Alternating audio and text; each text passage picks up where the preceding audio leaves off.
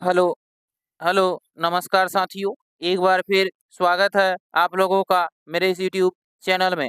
आज के इस वीडियो में हम लोग देखेंगे बिहार पुलिस एग्ज़ाम 2026 से संबंधित जीके और जीएस के कुछ महत्वपूर्ण प्रश्नों को। तो आज का पहला प्रश्न है कि तृतीय बौद्ध संगीति का आयोजन कहाँ किया गया था? तो इसका सही उत्तर है पाटलिपुत्र में। तृतीय बौद्ध संगीति पाटलिपुत्र में हुआ था। प्रथम बौद्ध संगीति राजगीर में हुआ था। द्वितीय बौद्ध संगीति वैशाली में और चतुर्थ बौद्ध संगीति साथियों कुंडलवन कश्मीर में हुआ था। तृतीय बौद्ध संगीति जो हुआ था साथियों वो अशोक के शासनकाल में हुआ था। याद रखेंगे अशोक के शासनकाल में। प्रश्न नंबर 2 है कि नबार्ड की स्थापना कब हुई थी? यहाँ आपसे पूछ रहा है कि नबार्ड का स्थापना कब हुआ था? तो 1982 में। साथियों नबार्ड का स्थापना शिवरामन, याद रखेंगे शिवरामन समिति के सिफारिश पर हुआ था। नबार्ड का जो मुख्यालय है वह मुंबई में है। नबार्ड का मुख्यालय मुंबई में है और इसका स्थापना 1982 में हुआ था। प्रश्न नंबर 3 कह रहा है, यहाँ आपसे पूछ रहा है 3 नंबर प्रश्न साथियों कि राष्ट्रीय विकास परिषद का स्थापना कब हुई थी? 1952 में, 1948 में, 1956 में या 1970 में? तो इसका सही उत्तर है कि राष्ट्रीय विकास परिषद का जो स्थापना हुआ था वह वर्ष 1952 में हुआ था। 1952 में राष्ट्रीय विकास परिषद का स्थापना हुआ था। प्रश्न नंबर 4 कह रहा है, यहाँ आपसे पूछ रहा है कि किसान मिट्टी पर अम्लता के प्रभाव को मिलाकर क्या मिलाकर उसकी उदासीन को कम करता है? तो इसका सही उत्तर है साथियों बुझा हुआ चूना। साथियों किसान जो है बुझा हुआ चूना मिलाकर मिट्टी पर अम्लता के जो प्रभाव होते हैं उसको उदासीन कर देते हैं। किसानों का मित्र जो है साथियों केचुआ को कहा जाता है। याद रखेंगे केचुआ को किसानों का मित्र कहा जाता है। हमारा अगला प्रश्न है प्रश्न नंबर 5। प्रश्न नंबर 5 कह रहा है कि कौन सा बल वस्तुओं के बीच सीधे संपर्क के बिना लगाया जाता है? पेशीय बल, गुरुत्वाकर्षण बल, घर्षण बल या तनाव बल? तो गुरुत्वाकर्षण जो बल है साथियों वह वस्तुओं के बीच सीधे संपर्क के बिना लगाया जाता है। ऑप्शन नंबर बी प्रश्न नंबर 5 का सही उत्तर है। चलते हैं प्रश्न नंबर 6 की ओर। प्रश्न नंबर 6 का रहा है कि गौतम बुद्ध ने महापरिनिर्वाण कहाँ प्राप्त किया? लुम्बिनी, सारनाथ, कुशीनगर या कपिलवस्तु? तो इसका सही उत्तर है कुशीनगर में। गौतम बुद्ध ने महापरिनिर्वाण जो प्राप्त किया वह कुशीनगर में प्राप्त किया था साथियों। गौतम बुद्ध को महापरिनिर्वाण की प्राप्ति 483 ईसा पूर्व में हुआ था। ध्यान रखेंगे 483 ईसा पूर्व और 563 ईसा पूर्व में गौतम बुद्ध का जन्म हुआ था। बचपन का नाम सिद्धार्थ था, ये भी याद रखेंगे। और लुम्बिनी में उनका जन्म हुआ था। सारनाथ में उन्होंने पहला उपदेश दिया था और बोध गया में साथियों गौतम बुद्ध को ज्ञान की प्राप्ति हुई थी। अगला प्रश्न है प्रश्न नंबर 7। प्रश्न नंबर 7 करा है शुंग वंश के संस्थापक कौन थे? पुष्यमित्र शुंग, चंद्रगुप्त मौर्य, देवभूति या अशोक? तो इसका सही उत्तर है पुष्यमित्र शुंग। शुंग वंश के संस्थापक थे। साथियों शुंग वंश जो है वह मगध पर शासन किया था। ध्यान रखेंगे मगध पर शासन किया था और इसके संस्थापक जो थे वह पुष्यमित्र शुंग थे। प्रश्न नंबर 8 कह रहा है यहाँ आपसे पूछ रहा है कि भारतीय संविधान की अनुच्छेद में उपाधियों का अंत है, यानी भारतीय संविधान के किस अनुच्छेद में उपाधियों का अंत है? इसका सही उत्तर है अनुच्छेद नंबर 18।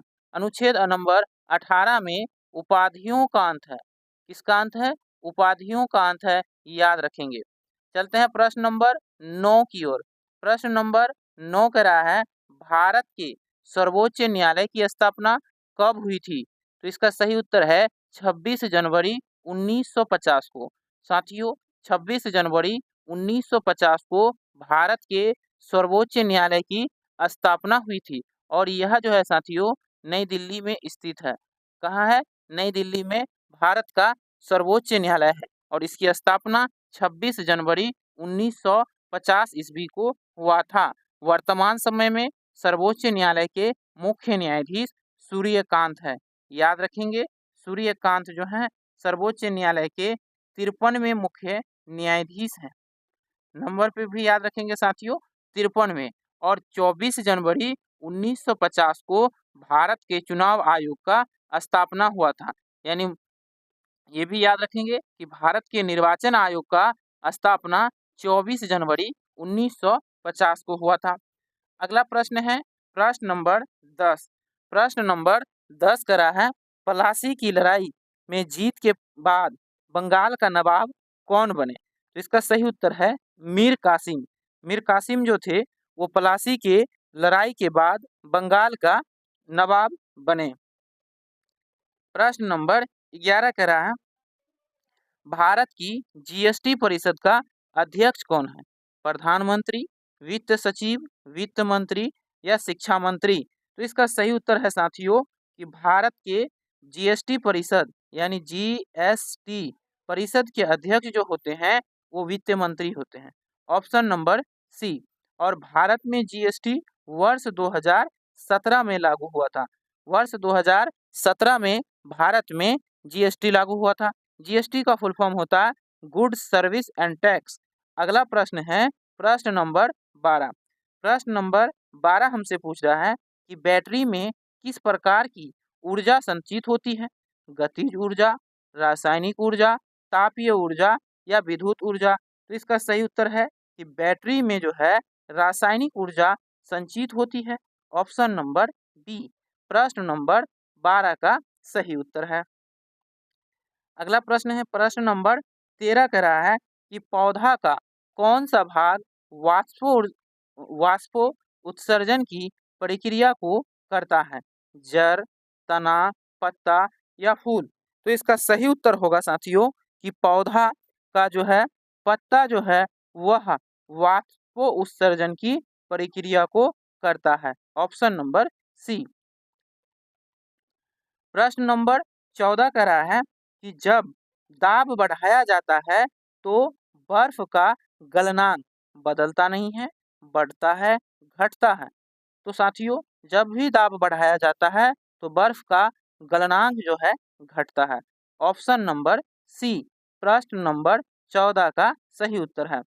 चलते हैं प्रश्न नंबर 15 की ओर। प्रश्न नंबर 15 कह रहा है सौर मंडल का सबसे छोटा ग्रह कौन सा है? बृहस्पति, बुध, शुक्र या मंगल? तो इसका सही उत्तर होगा साथियों कि सौर मंडल का सबसे छोटा ग्रह बुध है। सौर मंडल में ग्रहों की संख्या 8 है। सबसे बड़ा ग्रह यदि पूछे तो वह बृहस्पति है। सबसे गर्म ग्रह शुक्र है, याद रखेंगे शुक्र सबसे गर्म। मंगल ग्रह को लाल ग्रह कहा जाता है। मंगल को क्या कहा जाता है? लाल। सबसे गर्म किसे कहा जाता है? शुक्र को। सबसे बड़ा ग्रह बृहस्पति, सबसे छोटा ग्रह बुध। सौरमंडल में ग्रहों की संख्या 8। प्रश्न नंबर 16 यहाँ आपसे पूछ रहा है कि मौर्य साम्राज्य की राजधानी क्या थी? उज्जैन, तक्षशिला, पाटलिपुत्र या वाराणसी? तो इसका सही उत्तर है साथियों कि मौर्य साम्राज्य की राजधानी पाटलिपुत्र थी। मौर्य वंश का संस्थापक चंद्रगुप्त मौर्य थे। ध्यान रखेंगे चंद्रगुप्त मौर्य मौर्य वंश के संस्थापक थे।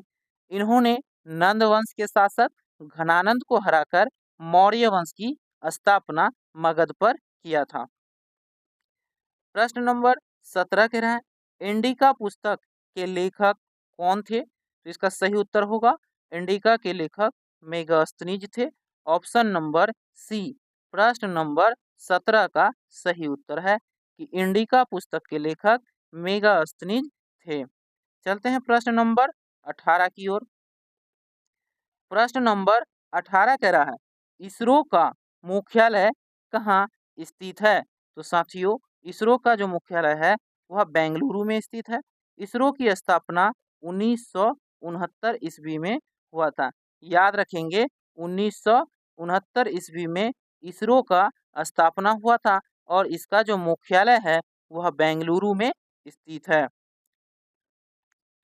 प्रश्न नंबर 19 कह रहा है DRDO का मुख्यालय कहाँ स्थित है? इसका सही उत्तर है नई दिल्ली में। ऑप्शन नंबर ए इसकी स्थापना वर्ष 1958 में हुआ था।